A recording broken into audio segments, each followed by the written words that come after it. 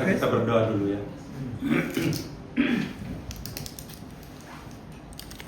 Bapa Surgawi, terima kasih untuk pagi hari ini. Cuaca yang dingin memang mengganggu, tapi kami percaya Tuhan memberikan kami kekuatan secara fisik, mental, spiritual dalam menghadapi semuanya. Terima kasih Tuhan untuk kesempatan yang diberikan kepada kami untuk belajar dari firman, bersekutu, saling mendoakan dan menyembah Tuhan. Mari Tuhan berbicara kepada kami dan ampuni segala dosa kami, kelemahan kami, kuduskan kami, hati dan pikiran kami supaya firman mendapat tempat di dalam hati kami. Kami serahkan waktu ini dari awal, pertengahan hingga akhirnya di dalam nama Tuhan Yesus. Amin. Silakan duduk. Oke, shalom. Halo. Apa kabar hari ini? Baik-baik? Ya, kami melawan nanti aja. Kami sedang melawan ini virus gantian. Iya, syukur Tuhan masih kasih kekuatan. Hari ini saya akan berbicara masalah dengan tema berubah menjadi serupa dengan gambaran Kristus ya. Berubah menjadi serupa dengan gambaran Kristus. Firman Tuhan saya ambil dari 2 Korintus pasal 3. Kita akan baca ayat 1 sampai 18, memang ayat kunci saya berikan di sana. 2 Korintus pasal 3 1 sampai 18, saya minta seorang bisa membantu saya untuk membacanya. 2 Korintus pasal 3 1 sampai 18.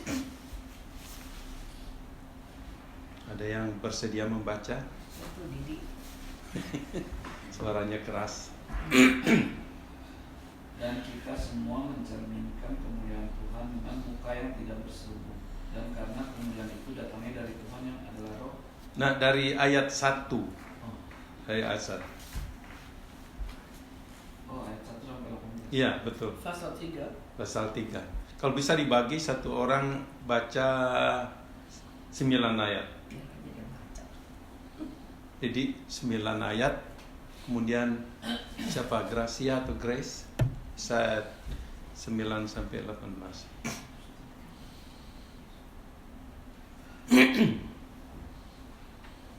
Silakan.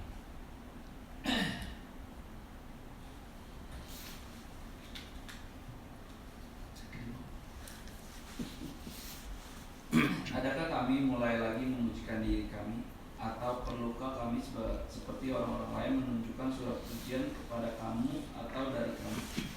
Kamu adalah surat pujian kami yang tertulis dalam hati kami dan yang dikenal dan yang dapat dibaca oleh semua orang. Karena telah ternyata bahwa kamu adalah surat Kristus yang ditulis oleh pelayanan kami, ditulis bukan dengan tinta, tetapi dengan roh dari Allah yang hidup. Bukan pada loh-loh batu, melainkan pada loh-loh daging, yaitu di dalam hati manusia. Demikianlah besarnya keyakinan kami kepada Allah oleh Kristus.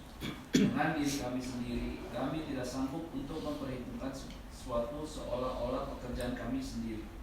Tidak, kesanggupan kami adalah pekerjaan Allah. Ialah membuat kami juga sanggup menjadi pelayan-pelayan dari suatu perjanjian baru, yang tidak terdiri dari hukum yang tertulis, tetapi dari roh, sebab hukum yang tertulis mematikan, tetapi roh menghidupkan. Pelayanan yang memimpin kepada kematian terukir dengan nurut pada loh-loh batu. Namun demikian kemuliaan Allah menyertainya waktu ia diberikan. Sebab sekalipun pudar juga cahaya muka Musa begitu cemerlang, sehingga mata orang-orang Israel tidak tahan menatapnya. Jika pelayanan itu datang dengan kemuliaan yang demikian, betapa lebih besarnya lagi kemuliaan yang menyertai pelayanan roh. Sebab jika pelayanan yang memimpin kepada pemahaman itu mulia, betapa lebih mulianya lagi pelayanan yang memimpin kepada pembenaran. Sebenarnya apa yang baru dia mulia Jika dibandingkan dengan kemuliaan yang mengatasi segala sesuatu ini, sama sekali tidak mempunyai arti. Sebab jika yang pudar itu disertai dengan kemuliaan, betapa lebihnya lagi yang tidak pudar itu disertai kemuliaan. Karena kami mempunyai pengharapan yang demikian, maka kami bertindak dengan penuh keberanian. Tidak seperti mereka yang melindungi mukanya, supaya mata orang-orang Israel jangan melihat hilangnya cahaya sementara itu. Tetapi pikiran mereka telah menjadi lumpuh. Sebab sampai pada hari ini selubung itu masih tetap melindungi mereka. Jika mereka membaca perjanjian lama itu tanpa disingkapkan, karena hanya Kristus saja yang dapat menyingkapkannya. Bahkan sampai pada hari ini setiap kali mereka membaca kitab Musa, ada selubung yang menutupi hati mereka. Tetapi apabila seorang berbalik kepada Tuhan, maka selubung itu diambil daripadanya. Sebab Tuhan adalah Roh, dan di mana ada Roh Allah, di situ ada kemerdekaan. Dan kita semua mencerminkan kemuliaan Tuhan dengan muka yang tidak berselubung, dan karena kemuliaan itu datangnya dari Tuhan yang adalah Roh, maka kita diubah menjadi seorang gambarnya dalam kemuliaan yang seperti besar. Oke. Ayat kunci atau emas saya ambil di dalam ayat yang ke-18 yang dikatakan begini, dan kita semua mencerminkan kemuliaan Tuhan dengan muka yang tidak berselubung, dan karena kemuliaan itu datangnya dari Tuhan yang adalah Roh, maka kita diubah menjadi serupa dengan gambarnya dalam kemuliaan yang semakin besar. Nah, Bapak Ibu yang dikasihi oleh Tuhan, ini 2 Korintus 3 ayat 1 sampai 18 ini berpusat pada pembelaan Paulus tentang atau atas kerasulannya dan pelayanannya. Dia sebagai rasul dan pelayan. Rupanya ada rasul-rasul palsu waktu itu yang menuduh dia yang tidak benar, sehingga dia mau tunjukkan bahwa dia itu memang benar sebagai rasul yang dipanggil, yang dipilih oleh Tuhan. Dan dia pakai juga perbandingan perjanjian lama dan perjanjian baru. Perjanjian lama itu hukum-hukum Taurat, dan perjanjian baru hukum anugerah, ya, seperti itu. Dia bandingkan bagaimana bahwa dia bilang kemuliaan di dalam perjanjian baru itu lebih besar, lebih dahsyat, lebih hebat dibandingkan perjanjian lama. Kalau yang perjanjian lama makin pudar, tapi kita di dalam perjanjian baru tidak pudar. Karena apa? Karena yang di dalam perjanjian lama hanya tertulis, ya, di dalam perjanjian baru roh yang ada di dalam kita itu tidak pernah pudar, gitu. Oke. Baik, sekarang saya ingin mengarahkan pikiran saudara kepada tujuan keselamatan. Ya.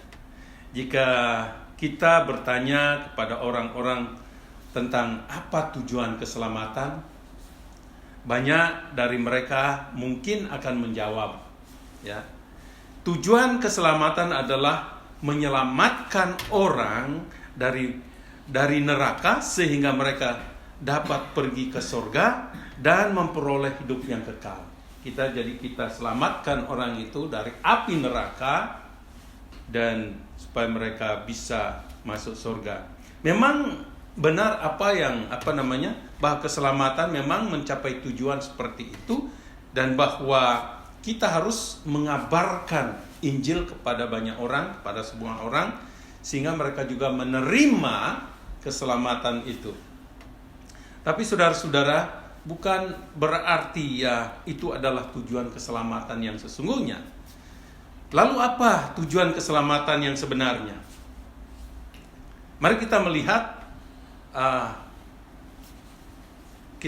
ayat kunci tadi, 2 Korintus pasal 3 ayat 18. Nanti kita lihat juga ayat-ayat yang lain. Kata kuncinya di situ ayat 18, kata yang dipakai itu berubah atau diubah. Ya, itu yang penting. Nah, itu atau transformasi, ya. Kata ini sebenarnya adalah bentuk kata kerja dalam bahasa Yunani yang artinya apa? Metamorfosis. Ya, metamorfosis. Kata berubah, ya, metamorfosis adalah istilah yang sama yang digunakan untuk menggambarkan transformasi ulat kepompong. Tahu ulat kepompong? Kalau lihat ulatnya geli kan, jijik. Apalagi itu ulat avocado, pohon buahnya itu besar sekali dan menjijikkan sekali. Tapi kalau itu sudah jadi kupu-kupu, pernah ke kebun binatang tempat kupu-kupu itu? Semua orang senang. Coba ulat di sana, nggak mungkin mereka ke sana. Itu loh. Jadi ini gambaran. Kita digambarkan seperti itu. Sebelum kita bertobat, kita seperti ulat-ulat itu yang menjijikkan. Tapi begitu kita berubah, ada gaya tarik. Saya senang dengan orang yang bertobat. Kalau mereka bercerita itu luar biasa, membawa dampak. Ya, kita mendapatkan inspirasi bagaimana orang itu berubah gitu. Saya betah ngobrol dengan orang begitu. Entah di pesawat di mana, kalau sudah ngobrol dia bilang dia berubah, saya dengar gitu. Tapi kalau dia belum berubah, omongannya ke sana kamar, masa lalu duniawi, kurang menarik gitu. Nah, jadi mengapa sini Rasul Paulus menggambarkan kita sebagai surat yang dibaca. Kalau surat itu tulisan merah, nggak menarik kan? Berarti surat yang tidak enak itu. Tapi surat kiriman, kita dikirim, dibaca orang. Ada orang berkata dalam satu hari paling tidak minimal 5 orang yang baca kita. Katakanlah dalam keluarga kalau punya anak 5, ya 5 orang yang baca kita ya. Kalau kita di kantor berapa orang teman kita? Minimal yang baca kita. Kata-kata kita, tindakan kita, cara kita berbicara, kita dibaca loh. Nah, kalau yang memproduksi itu Roh Allah, lain. Kepercayaan kita berdasarkan hukum, peraturan, itu tidak membawa dampak, justru menakutkan. Harus begini. Seolah-olah agama itu seperti kita dikekang gitu ya. Kok serem sekali. Tetapi kalau kepercayaan kita dikeluarkan, diperjus dari dalam, itu lain sekali. Jadi siapa yang tinggal di dalam kita menentukan siapa kita. Makanya orang yang belajar ilmu kesetanan kan, ngeri kan. Tapi kalau Roh Kudus, Roh Allah yang ada di dalam kita itu, kita hidup, kita bisa mencerminkan sifat-sifat daripada Tuhan. Ya, itu yang ditekankan di sini dalam perubahan yang dimaksudkan. Jadi jadilah kupu-kupu, bukan jadi kepompong. Ya, jadilah kupu-kupu yang cantik, yang indah. Di sini jarang kita lihat. Kenapa? Memang bukan alam tropis ya. Tapi kalau musim biasanya spring ya, kalau berbunga itu, saya ke Mount Deninong sana banyak juga kupu-kupu gitu. Senang. Jadi tergantung warna kupu-kupu itu indah kalau ulatnya itu ulat bagus. Ya. Jadi itu sedikit ilustrasi yang diberikan sini.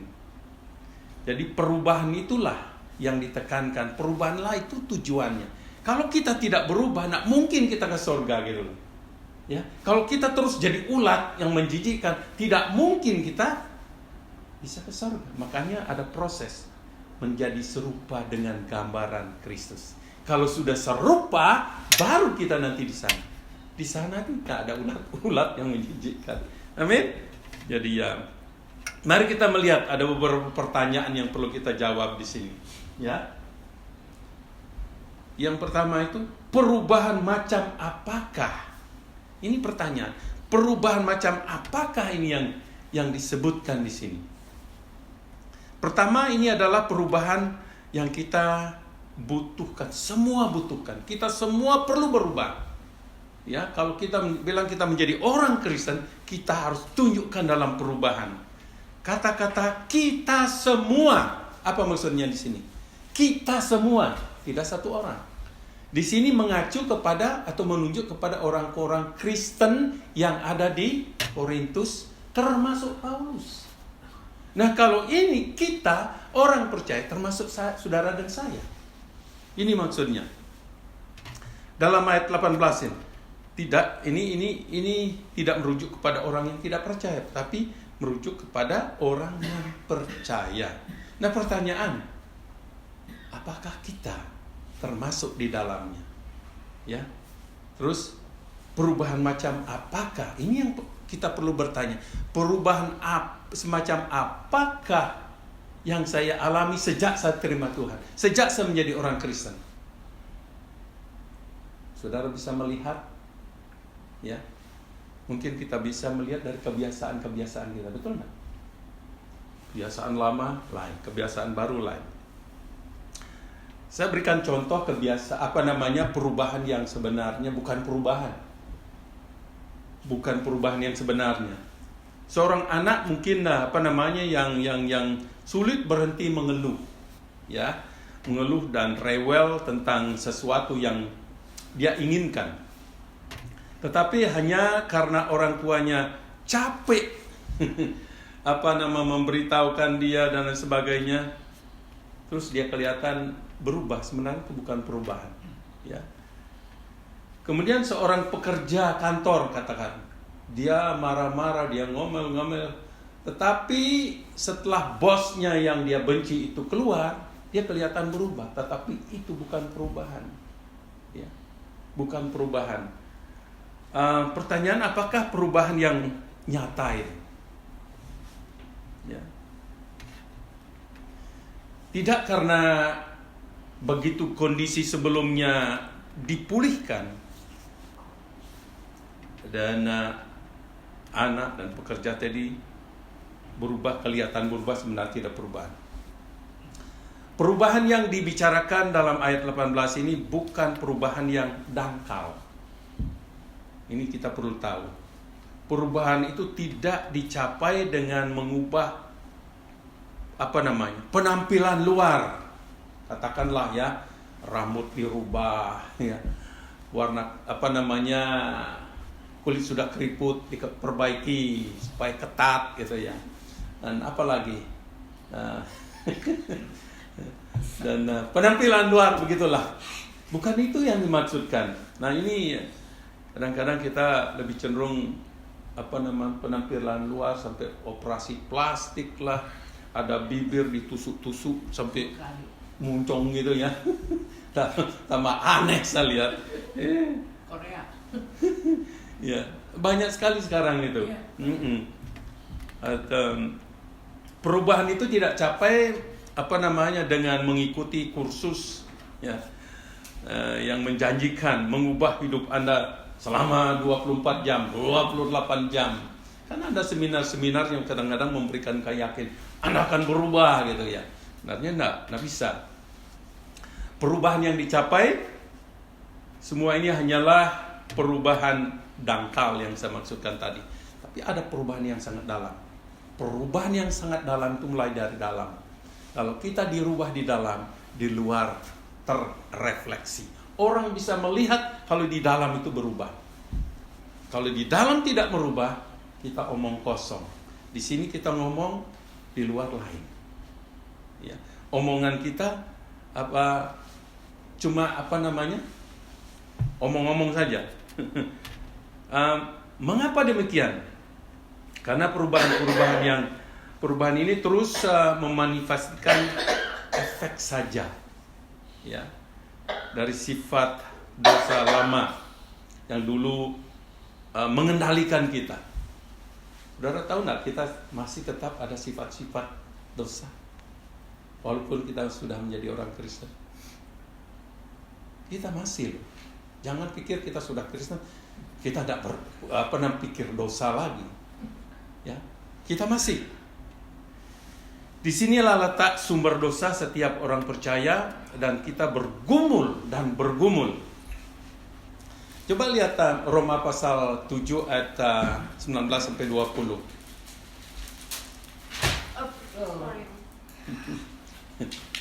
Oke. Di sini Paulus menulis begini. Roma 7 ayat 19-20.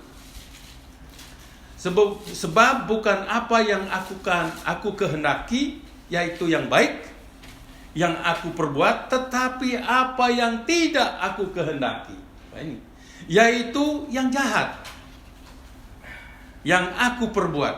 Jadi jika aku berbuat apa yang tidak aku kehendaki, maka bukan lagi aku yang memperbuatnya, tetapi dosa yang ada di dalam aku. Apakah saudara punya pergumulan seperti Paulus? Saya punya pergumulan. Coba kalau disalib, marah enggak? Kadang-kadang mau salib kurang. Bahkan ada keluar mau rasa maki, begitu ya. Itu ada di dalam itu, bergejolak. Jadi saya harus mengakui pergumulan saya sama dengan seperti Paulus. Melihat orang lebih sedikit, ada rasa iri gitu. Terpaksa, kenapa saya iri gitu loh. Karena dosa yang masih tersimpan itu masih bermunculan. Dan Tuhan izinkan itu ada supaya kita sadar, kita ini masih di dunia. Kalau kita sudah tidak ada kesadaran tentang adanya dosa, itu salah. Ya? Coba kita disinggung, marah enggak kita? Kenapa kita marah? Karena masih manusia daging. Ya, manusia daging. Jadi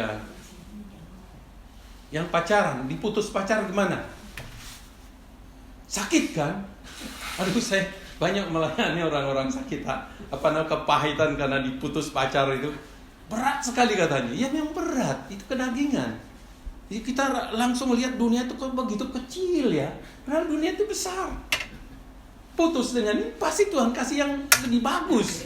Itu yang harusnya dipikirkan. Tuhan tidak izinkan yang ini, Dia kasih yang lebih baik. Asal kita percaya Tuhan. Ya itu aja. Ya itu kepercayaan saya dari dulu, dan Dia kasih yang terbaik, ya. Dan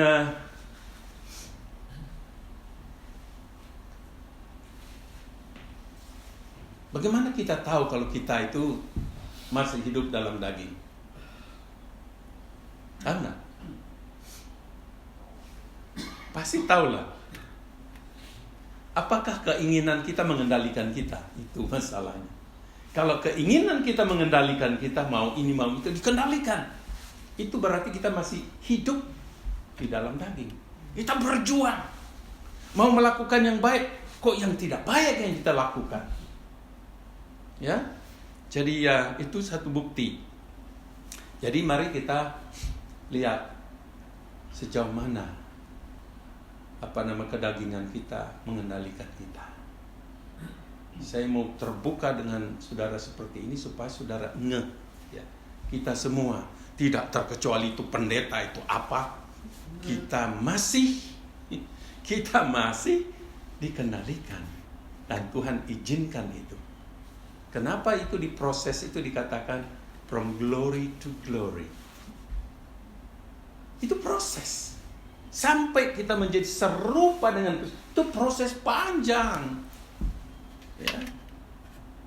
Tidak menentukan berapa puluh tahun kita menjadi orang Kristen, kita masih diproses untuk menjadi serupa dengan gambaran anaknya. Ya. Yang kedua, gambar apakah yang dihasilkan oleh perubahan ini? Gambar apakah yang dihasilkan oleh perubahan ini? Mari kita melihat ayat 18 lagi. Dan kita semua mencerminkan kemuliaan Tuhan dengan wajah yang tidak berselubung. Dan karena kemuliaan itu datangnya dari Tuhan yang adalah Roh, maka kita diubah menjadi serupa dengan gambarnya. Gambar siapa sini? Yesus Kristus. Dalam kemuliaan yang semakin besar. Tidak sekaligus besar kan? Semakin. Sedikit demi sedikit makin besar. Kemuliaan Tuhan yang disebutkan di sini adalah kemuliaan yang dinyatakan dalam kitab suci. Karena di dunia ini banyak orang mencari kemuliaan. Kemudian kadang-kadang dengan posisi, dengan kedudukan, dengan kekayaan dianggap itu kemuliaan. Betul? Tinggal di kota besar merasa hebat gitu ya. Punya mobil keren, hebat rasanya. Terus mobil mogok-mogok, saya nggak ada apa-apanya gitu. Kadang-kadang status kita anggap itu kemuliaan. Membuat kita besar, membuat kita hebat. Tetapi begitu menghadapi krisis yang besar, semua itu tidak ada arti. Semua itu tidak bisa menolong. Betul? Kenapa banyak orang begitu kaya, tahu-tahunya bunuh diri? Berarti semua yang kita anggap yang membuat kita besar tadi, hebat tadi, mulia tadi, tidak bisa menolong. Tadi malam saya lihat, mungkin malam ini tayangkan seorang perenang hebat wanita Australia. Sudah di puncak dia mau bunuh diri. Padahal hebat sekali. Saya bertanya, kenapa ya? Itulah kalau kita tidak ada Kristus di dalam hidup kita, hampa. Apapun yang kita punya, isi kehidupan kita, kalau tanpa Tuhan, kita tetap merasa kurang dan kurang. Kita mengejar dan mengejar. Mari kita ingat ini. Gambar apakah yang dihasilkan oleh perubahan ini?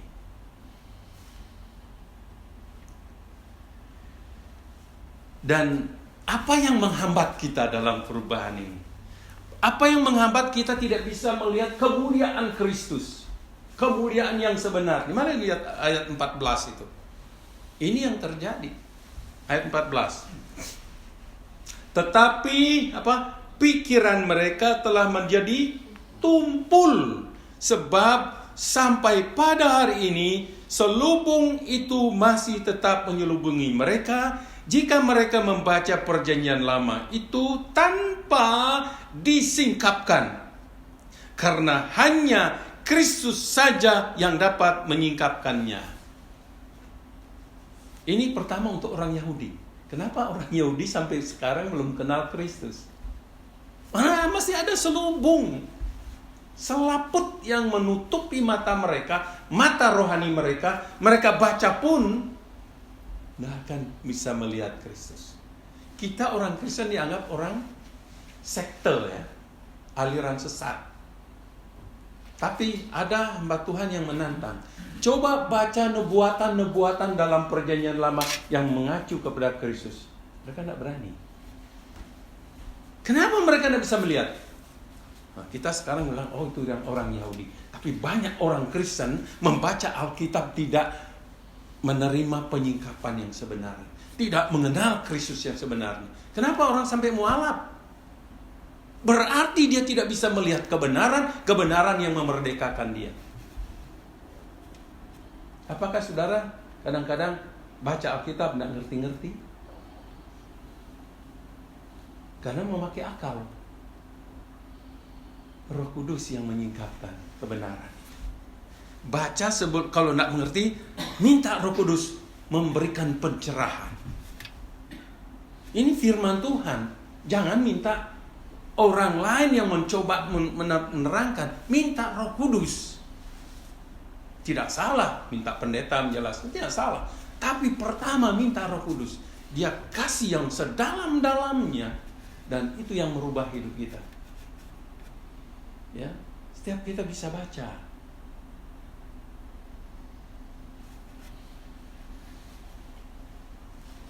Dari sini ya kita melihat Paulus ya menjelaskan bahwa orang-orang Yahudi tidak dapat melihat kemuliaan Allah setiap kali mereka membaca atau mendengar firman Tuhan. Siapa yang saudara tahu sudah puluhan tahun ke gereja, gak dewasa-dewasa? Saya dengan Pak Rudi kan dia sering bilang, frustasi saya Pak, itu orang Kristen yang saya kenal sudah puluhan tahun kok begitu-begitu aja. Ya karena bukan kita yang merubah orang, khotbah kita nggak merubah orang, tapi Roh Allah yang merubah. Coba saudara rewelen anak-anak kalian, nggak akan berubah kalau belum mendapat penyingkapan. Dan untuk mendapat penyingkapan, pakailah hidup kita yang sudah mengalami perubahan itu. Mereka melihat Kristus dalam kita. Ya. Jadi bagaimana dengan kita? Apakah ada selubung-selubung yang menghalangi kita untuk mengerti firman Tuhan? Tergantung. Fokus kita, prioritas kita tiap hari itu apa? Coba kita fokusnya uang tiap hari. Ya, tiap hari uang kan? Mau kerja gerak baru bangun sudah pikir uang. Kerja, uang, kerja. Itu coba terus pikirkan itu. Itu tidak akan merubah, justru itu menjadi apa? Selubung yang membuat kita tidak mengerti firman Tuhan. Saya gergatan juga konseling orang-orang itu. Kenapa berubah gitu? Padahal firman Tuhan itu luar biasa. Dahsyat kalau dibaca ya. Jadi mari kita tanyakan diri kita, selubung apa yang membuat kita sulit dengar khotbah, sulit menerapkan khotbah, ya, sulit menerapkan firman Tuhan. Apa selubung itu?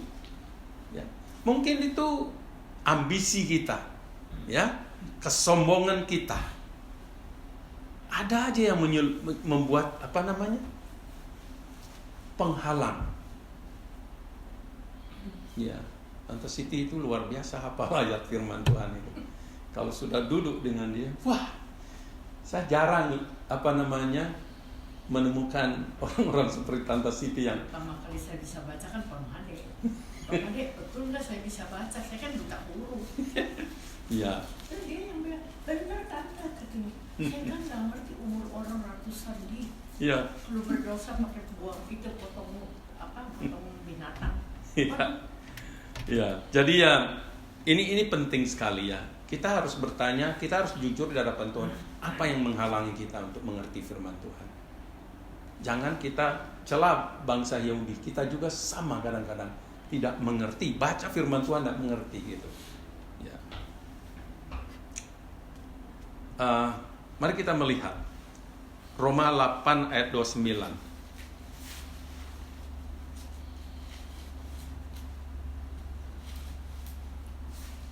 Ini kehendak Tuhan bagi kita adalah agar kita dapat disesuaikan dengan gambar Kristus.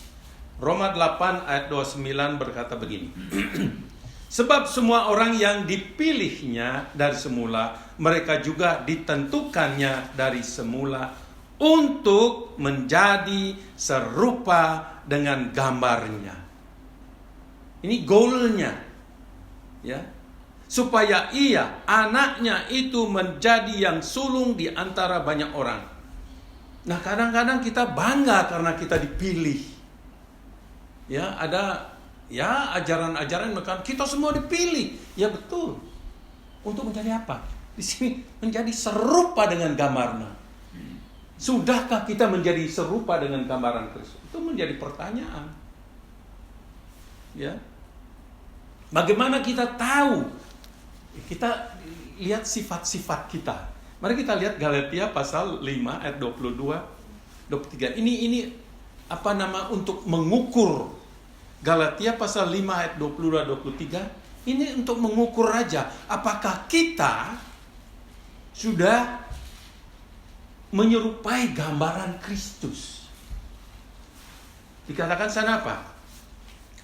Kasih, sukacita, damai sejahtera, kesabaran, kemurahan, kebaikan, kesetiaan, kelemah lembutan, penguasaan diri. Tahu enggak dari sekian itu yang paling berat bagi saya penguasaan diri. Iya. Saya sulit merasa itu pergumulan saya menguasai diri saya. Makanya Petrus berkata di akhir zaman ini, kita kuasailah dirimu. Itu lebih berat dari bom atom. yang sering menghancurkan kita, menggagalkan kita, penguasaan diri itu. Kita punya ambisi, ya, hawa nafsu. Kita punya itu. Wah, itu mengendalikan itu berat sekali. Apalagi kita sudah pandai. Kalau sudah pandai, kita rasa tidak butuh orang. Kalau kita sudah kaya, kita merasa segala-galanya. Ya, saya perhatikan apa yang membuat saya sulit, penguasaan diri loh saya. Hawa nafsu makan, termasuk itu, ya, ambisi dan sebagainya. Nah, ini sifat-sifat Kristus lainnya dapat kita lihat di dalam perjanjian dalam Injil. Matius, Markus, Lukas, Yohanes, dan kita melihat sifat-sifat Kristus. Coba contohnya, waktu dia mencuci kaki muridnya, apa yang kita lihat di situ? Sampai kita melihat murid-muridnya seharusnya melakukan itu untuk tamunya. Tapi Yesus kasih teladan, ambil handuk, cuci kaki murid-muridnya. Dia kasih contoh. Nah, itu murid-murid perlu belajar apa? Kerendahan hati. Itu termasuk pengendalian diri loh, penguasaan diri. Ada yang mengendalikan sehingga mereka tidak mau merendahkan diri. Sombong. Jadi apa yang mengendalikan kita? Saya bergumul. Tuhan izinkan saya bergumul. Supaya saya lihat, syukur saya lihat loh. Ada orang sama sekali tidak lihat. Ya. Dan sekarang kita telah mengetahui bahwa gambar Kristus ditemukan dalam kitab suci. Nah, kalau kita tidak baca kitab suci, kita tidak bisa baca Alkitab, kita tidak akan menemukan. Apa yang kita temukan, kita ambil. Apakah saya sudah menjadi serupa menurut gambar Kristus? Sifat-sifatnya itu. Dia meninggalkan kemuliaannya, menjadi hamba. Wah, itu luar biasa.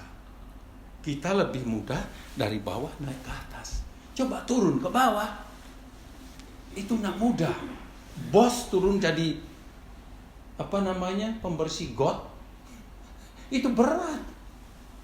Kalau tukang becak jadi pejabat, itu lain. Hebat. Tapi Yesus yang meninggalkan, dia mulia, meninggalkan kemuliaannya, menjadi hamba. Nah, ini tidak mudah. Terus yang ketiga, bagaimana perubahan ini dihasilkan? Ada beberapa hal sini. Yang pertama, melalui pandangan aktif kita terhadap gambarnya. Ada dua hal yang perlu kita lakukan. Yang pertama ditemukan dalam kata memandang. Memandang. Ini memandang bukan sekitar gitu. Tatap sedalam-dalamnya. Itu maksudnya. Ya. Ayat 18 itu. Dan kita semua mencerminkan kemuliaan Tuhan dengan muka yang tidak terselubung. Dengan kata lain, kita semua memandang dengan muka yang terbuka, tak terselubung. Tadi saya bilang apa selubung-selubung? Kalau masih ada selubung, kita tidak bisa lihat. Itu seperti dalam cermin, katakan. Nah, kita perlu, mungkin saya kasih gambarkan, terpapar, ya, terbuka pada kemuliaan Allah, dinyatakan di dalam semua sifat Kristus. Saya kasih ilustrasi. Siapa yang senang berjemur? Orang-orang Australia kalau ke Indonesia itu di pantai berjemur. Tidak sekali. Kalau mau kulitnya jadi brown, dia harus lama gitu ya. Ya, tidak sekali. Saya kasih gambaran aja. Ya, kalau orang Indonesia kemana-mana payung. Takut kulitnya berubah gitu. Ini hanya gambaran saja. Semakin lama kita spend under the sun, kulit kita berubah enggak? Saya dulu naik motor, hitam saya. Brown. Setelah di Australia, lumayan. Berubah. Saya lihat kulit saya waktu naik motor di Indonesia itu. Masih hitam. Brown saya. Kenapa tiap hari naik motor? Ya, masih brown. Tapi hitam-hitam kopi itu kan manis. Ya. Jadi itu gambaran. Nah, artinya begini. Sekarang saya lihat Musa. Satu kali dia berjumpa dengan Tuhan, dia keluar. Ada selubung cahaya. Sampai orang-orang itu takut dia melihatnya. Tapi pudar kan? Makin lama makin pudar, makin lama pudar. Kenapa? Hanya dia butuhkan, kalau makin lama dia di sana, cahayanya makin lama. Apa maksudnya? Apa pesan moralnya di sini? Semakin lama kita ambil waktu dengan Tuhan, semakin kita bercahaya, bersinar. Itu maksudnya. Makanya kemuliaan Kristus dalam perjanjian baru itu luar biasa. Dari kemuliaan kepada kemuliaan. Spend lots of time. Kepada siapa, kepada apa kita spend time lebih banyak, kita akan terbentuk dari orang itu, dari benda itu. Spend time, hitung uang, terus wajah kita seperti uang. Betul. Karena uang. Coba spend time dengan orang pemabuk. Lama-lama kita juga teler-teler seperti orang pemabuk. Spend time dengan orang yang punya kualitas yang bisa bawa dampak kepada kita. Iya. Jadi ya itu kita semakin lama semakin serupa dengan Kristus kalau kita ambil waktu dengan Dia. Murid-murid ambil waktu 3 tahun lebih. Lihat mereka menjadi serupa dengan Kristus. Dalam hal apa? Penderitaan mereka, tabah, memberitakan kebenaran kemana-mana seperti Kristus. Apakah kita seperti itu? Ya. Jadi kalau kita perlu bisa mencerminkan Kristus.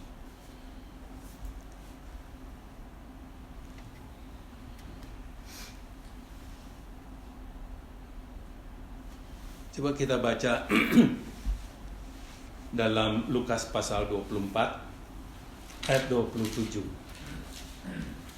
Sini ya.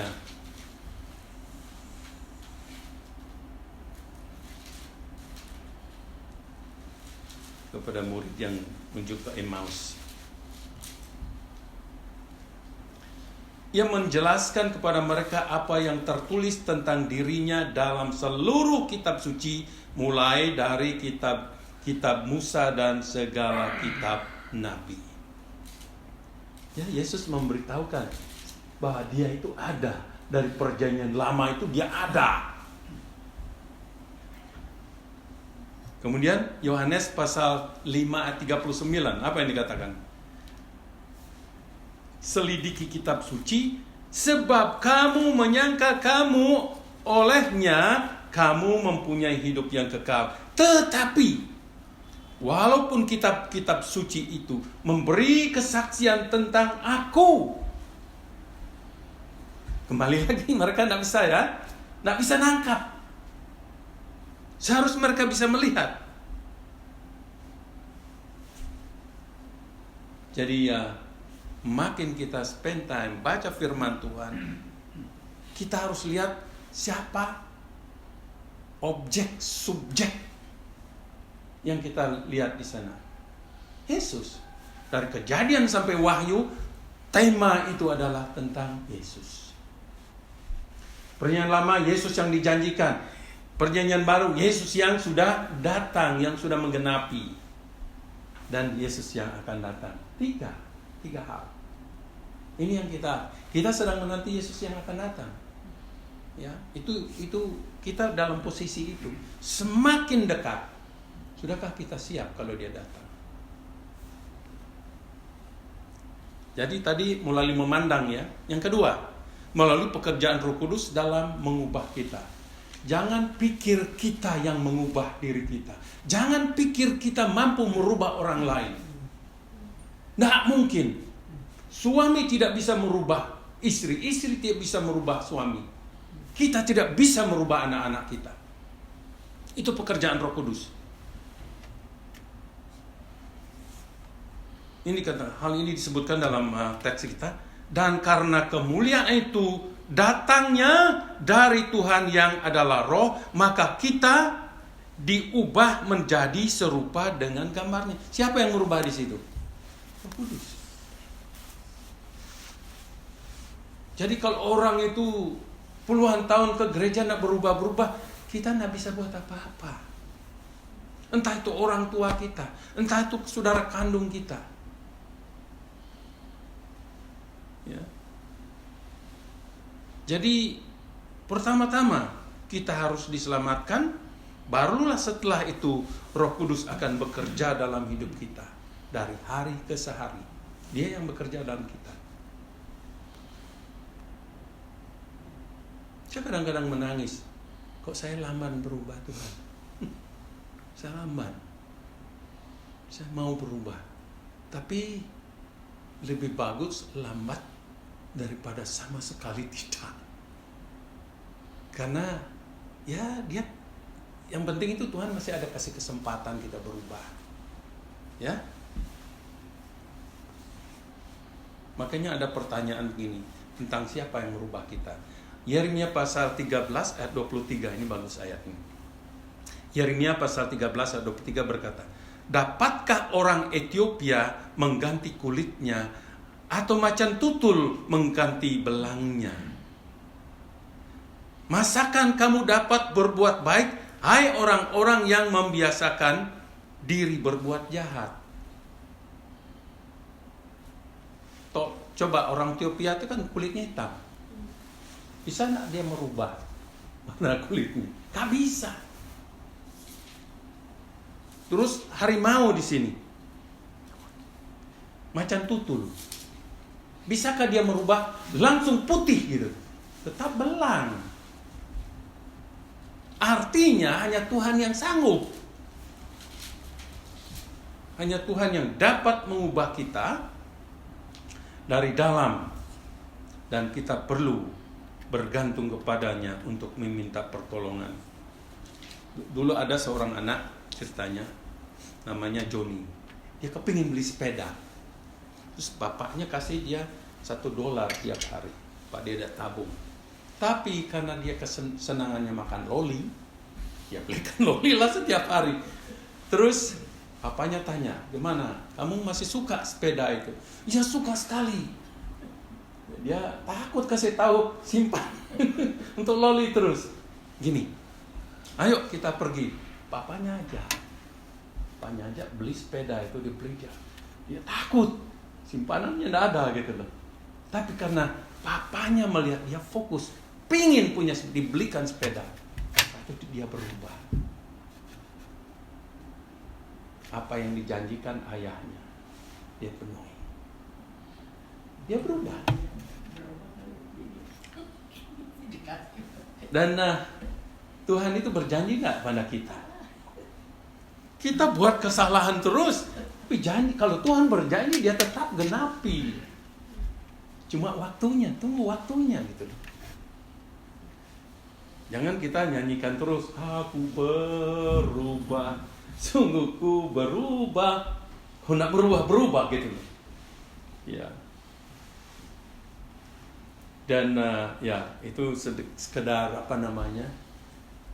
Kalau seorang ayah yang mencintai, dia lihat keinginan anaknya itu. Paling Bapa di sorga yang tahu keinginan kita mengalami apa namanya perubahan yang menjadi serupa dengan damar Kristus. Dia perhitungkan itu. Pertanyaan kita, apakah kita punya kerinduan? Itu aja. Apakah kita rindu? Kadang-kadang rindunya enggak ada. Maunya ada, tapi enggak rindu. Beda kan? Kita harus terus-menerus membiarkan Roh Tuhan memimpin, memberdayakan kita untuk memenuhi 3 tanggung jawab. Kita melihat, ya, 3 tanggung jawab. 1, mematikan kedagingan. Nah ini, seperti yang saya katakan tadi, penguasaan diri. Mematikan kedagingan. Roma 8 ayat 13, sebab jika kamu hidup menurut daging, kamu akan mati. Tetapi jika oleh roh kamu mematikan perbuatan-perbuatan tubuhmu, kamu akan hidup. Jadi siapa yang menolong kita? Roh. Kalau kita hidup dalam roh. Mematikan daging itu berarti menyangkal daging, ya, kedagingan. Apa yang diinginkannya, apa yang kita inginkan, kedagingan kita. Untuk memadamkan api, Anda perlu memutuskan pasokan bahan bakar.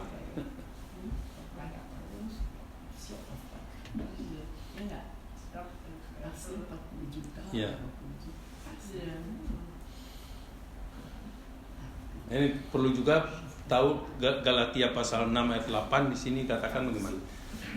Galatia pasal 6 ayat 8 dikatakan ini memberitahu kita bahwa jika kita menabur dalam daging, kita pasti akan menuai kebinasaan dari daging.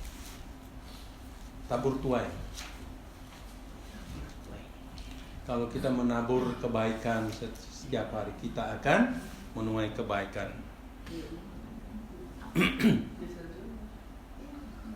Yang kedua itu merenungkan firman Tuhan. Ya. Yang pertama mematikan kedagingan, yaitu pekerjaan Roh Kudus juga. Yang kedua membaca firman Tuhan. Mazmur 1 ayat 2. Tetapi yang kesukaannya ialah Taurat Tuhan, dan yang merenungkan Taurat itu siang dan malam. Ya, kalau kita mau berubah menjadi serupa dengan gambar Kristus, kita harus merenungkan firman, baca dan renungkan, supaya kita menjadi pohon yang seperti tumbuh di pinggiran air. Dia berbuah, subur, berakar dan berbuah. Yang ketiga, singkat, mewujudkan keserupaan dengan Kristus. Ya, mewujudkan keserupaan dengan Filipi pasal 2 ayat 12 sampai 13. Di sana dikatakan, hai saudara-saudaraku yang kekasih, kamu senantiasa taat, karena itu tetaplah kerjakan keselamatan dengan takut dan gentar. Bukan saja seperti waktu aku masih hadir, tetapi setelah terlebih pula sekarang waktu aku tidak hadir. Karena Allah lah yang mengerjakan di dalam kamu baik kemauan maupun pekerjaan menurut kerelaannya. Di situ ada bagian kita, ada bagian Tuhan. Lihatlah, tidak semata-mata bagian kita. Cuma di sini tetap kerjakan. Ada motivasi yang kita mau kerjakan, tetapi yang mengerjakan di dalam kita itu dahsyat. Harus ada dua-dua. Oh, bangun pagi, kita ada kerinduan enggak? Baca firman, berdoa. Ada enggak? Begitu ada kerinduan, Roh Kudus bekerja. Pelayanan, siapa yang mendorong kita untuk melayani? Kemauan ada enggak? Setelah bertobat kita ada kemauan enggak? Nah, begitu kita terjun, ada kuasa Tuhan, ada mujizat yang luar biasa. Jadi ada pihak kita ini bukan robot. Ya. Roh Kudus ada berbisik di dalam itu, lakukan ini. Iblis juga berbisik, jangan lakukan itu. Jadi peperangan rohani di situ. Dingin-dingin malas ke gereja umpama ya. Tapi kalau Roh Kudus mendorong kita, taati. Taati. Saya kadang-kadang bergumulnya apa? Kalau sudah sakit, pas mau khotbah. Itu di Indonesia berapa kali itu. Saya taat aja. Waktu khotbah berapi-api, setelah khotbah baru sakitnya keluar. Itu Tuhan kasih ekstra kekuatan pada saat kita melayani. Saya nggak bohong, itu berulang-ulang kali terjadi. Oke. Pokok keempat, kapan perubahan akan sempurna? Jawabannya diberikan dalam kata-kata teks ini. Diubah menjadi serupa dengan gambarnya dalam kemuliaan kepada kemuliaan. Berarti kita belum sempurna, ingat? Belum. Nah, ada yang sempurna di sini. Dari kemuliaan kepada kemuliaan. Jadi terus proses panjang. Itu yang disebut sanctification. Pengudusan. Kita dikuduskan dari hari ke hari. Itu pekerjaan Roh Kudus. Selama kita menyerahkan hidup kita. Menyerahkan Dia mengendalikan kita. Ya.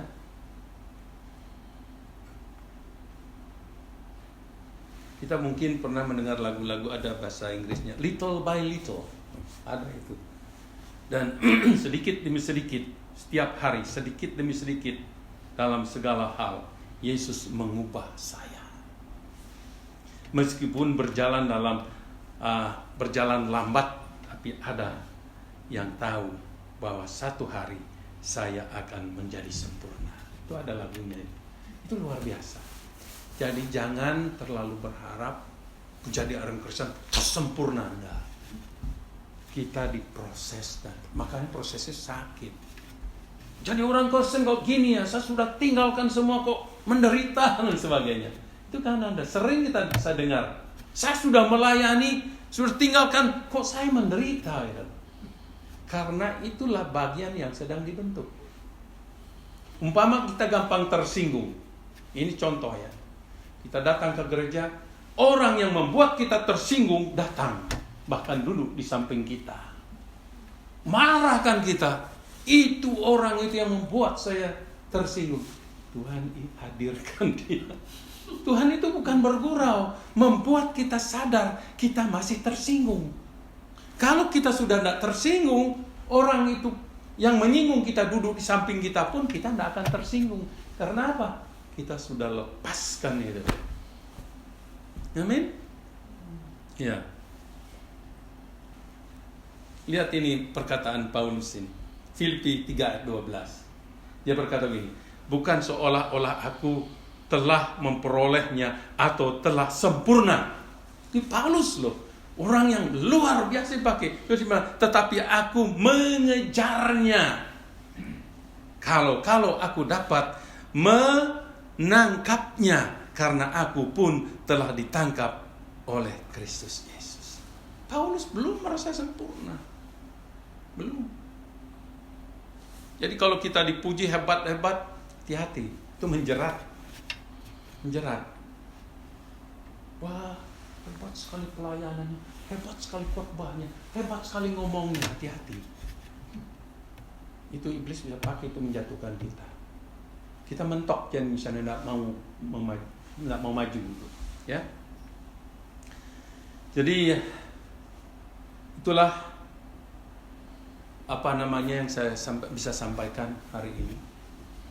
Intinya di dalam Kristus kita akan mengalami pembaharuan dan mengalami kemuliaan demi kemuliaan sampai kita menjadi serupa dengan gambar Kristus. Ya, dan ingat apa yang menjadi penghalang bagi kita untuk berubah. Selaput penghalang, kesombongan, apalagi semua sifat-sifat yang bertentangan. Kekayaan bisa, posisi bisa, apa yang kita anggap mulia, jangan tinggal di negara barat dan sebagainya kita merasa hebat. naik mobil yang bagus, kita merasa hebat. Hati-hati, itu menjadi penghalang untuk kita bertumbuh. Menjadi penghalang untuk kita bisa merendahkan diri. Jadi serupa. Lihat, pandang Yesus. Kalau kita memandang Yesus, bagaimana perjalanan hidup Yesus. Dia lahir aja sengsara. Hidupnya sengsara. Disalibkan. Mati. Tapi ingat kalau dia, waktu dia terangkat ke surga, dia menerima kembali kemuliaan itu. Duduk di sebelah kanan. Kita akan mengalami seperti itu kalau kita setia sampai pada akhir. Terima proses ini. Mari kita terima. Tuhan, berikan saya kekuatan. Kalau Tuhan masih proses saya. Jangan menolak proses. Karena setiap proses punya maksud. Kita punya takaran masing-masing untuk diproses. Tuhan memberkati. Amin. Mari kita berdoa. Bapa, terima kasih. Engkau sudah berbicara kepada kami. Kami sadar Tuhan, kami jauh dari sempurna. Kami sadari bahwa Engkau sedang memproses kami. Pikiran kami dan kehidupan kedagingan kami sering mengendalikan kami untuk melakukan dosa. Ampuni kami Tuhan. Ampuni kami. Kami melihat Tuhan proses itu berat, proses itu panjang. Kami mau belajar berserah kepadamu. Tuhan Yesus, mari tolong kami supaya kami terus bertumbuh menjadi serupa dengan gambaran Kristus. Tolong ajar kami untuk fokus kepada Yesus, bukan kepada hal-hal yang lain, sehingga hidup kami terfokus, terarah. Di dalam nama Yesus, kami sungguh-sungguh mohon Tuhan menolong kami. Sementara kami berpisah, tolong kami, tibakan kami nanti di rumah dengan selamat. Terpujilah nama, di dalam nama Tuhan Yesus kami berdoa. Amin.